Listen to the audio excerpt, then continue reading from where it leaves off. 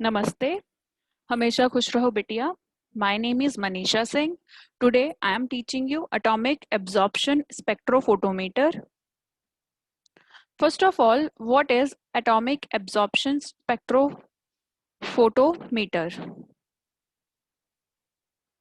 Atomic absorption spectrophotoscopy is a very common technique for detecting metals and metalloids in the sample. AAS is very reliable and simple to use. It can analyze over 62 elements and it also measures the concentration of metals in the sample.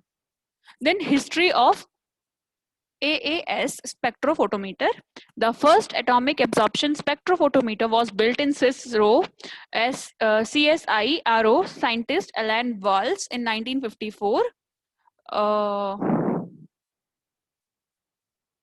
The principle of atomic absorption spectrophotoscopy is the technique uses basically the principle that free atoms generated in an atomizer can absorb radiation at a specific frequency.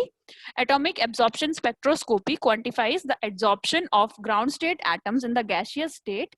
The atoms absorb ultraviolet or visible light and make transitions to higher electronic energy levels. The analyte concentration is determined from the amount of absorption. Concentration measurements are usually determined from a working curve after calibrating the instrument with standards of known concentration. Atomic absorption is very common technique for detecting metals and metalloids in environmental samples. Then the theory of AAS. Basically, atomic absorption spectrophotometer contains a hollow cathode lamp, nebulizer, atomizer, monochromator, and the detector.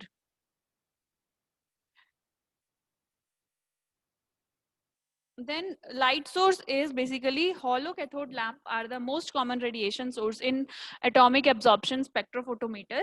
It contains a tungsten anode and a hollow cylindrical cathode made of element to be determined.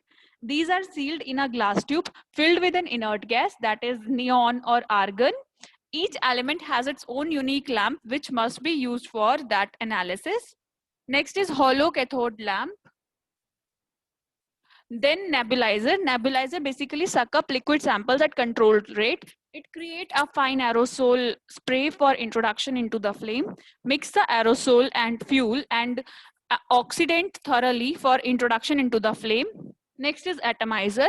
Elements to be analyzed needs to be in atomic state. Atomization is separation of particles into individual molecules and breaking molecules into atoms. This is done by exposing the analyte to high temperatures in a flame or graphite furnace. Atomizers are basically of two types. Number one is flame atomizers. Number two is graphite tube atomizers.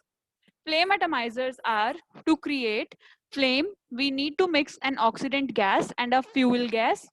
In most of the cases, air acetylene flame or nitrous oxide acetylene flame is used. Liquid or dissolved samples are typically used with flame atomizers. Next type of atomizer is graphite tube atomizer. It uses a graphite coated furnace to vaporize the sample. In GFAS, that is graphite atomic absorption spectrophotometer samples are deposited in a small graphite coated tube which can then be heated to vaporize and atomize the analyte. The graphite tubes are heated using a high current power supply. Next component of AAS is monochromator, and this is a very important part in an AA spectrophotometer. It is used to separate out all of the thousands of lines. A monochromator is used to select the specific wavelength of light which is absorbed by the sample and to exclude other wavelengths. The selection of the specific light allows the determination of the selected element in the presence of the others. Next component is detector. The light selected by the monochromator is directed onto a detector that is typically a photomultiplier tube whose function is to convert the light signal into an electrical signal proportional to the light sensitivity. The processing of electrical signal is fulfilled by a signal amplifier. The signal could be displayed for readout or further fed into a data station for printout by request format. Next is calibration curve. The calibration curve is used to determine the unknown concentration of an element in a solution. The instrument is calibrated using several solutions of unknown known concentrations. The absorbance of each known solution is measured, and then a calibration curve of concentration versus absorbance is plotted. The sample solution is fed into the instrument, and the absorbance of the element in this solution is measured. The unknown concentration of the element is then calculated from the calibration curve. Then applications of AAS, determination of even small amounts of metals, that is lead, mercury, calcium, magnesium, etc. are as follows. Basically, environmental studies, drinking water, ocean water and soil, in food industry, in pharmaceutical industry. Hope you all are satisfied with this session. This session is powered by Digital Version 2.0 Jyoti Vidyapeeth Women's University, Jaipur. If you have any query, please mention it in a comment box. I will resolve them whenever we have a live session. Thank you so much for watching this video.